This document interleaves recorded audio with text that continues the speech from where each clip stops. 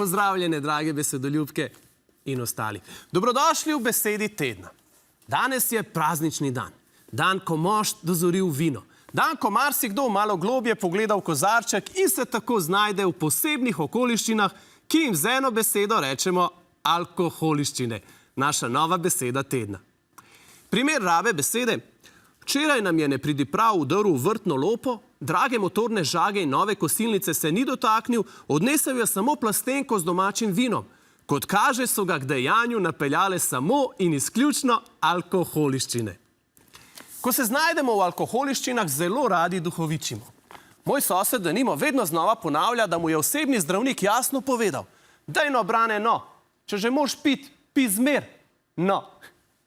A pozor, alkoholiščine lahko privedejo tudi do neželene nosečnosti. Kot zanimivost povejmo, v starih časih so otrokom, ki so se rodili zaradi alkoholiščin, dali ime na Zdravko. Nenavadno ime, a precej pogosto na Štajerskem. Letošnje Martinovo poteka sočasno s predvolilno kampanjo.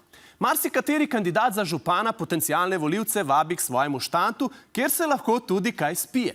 V določenih delih Slovenije danes dejansko niso vedeli, kateri štant je predvolilni, kateri pa Martinov.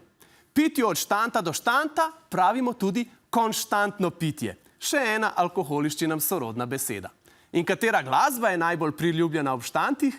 Glasba!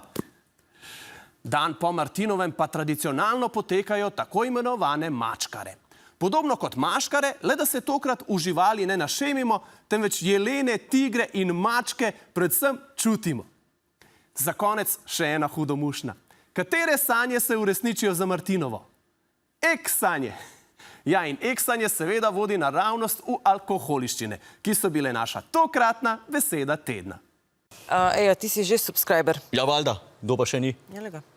Ja, pa kaj čakaš, človek? Zresni se vendar!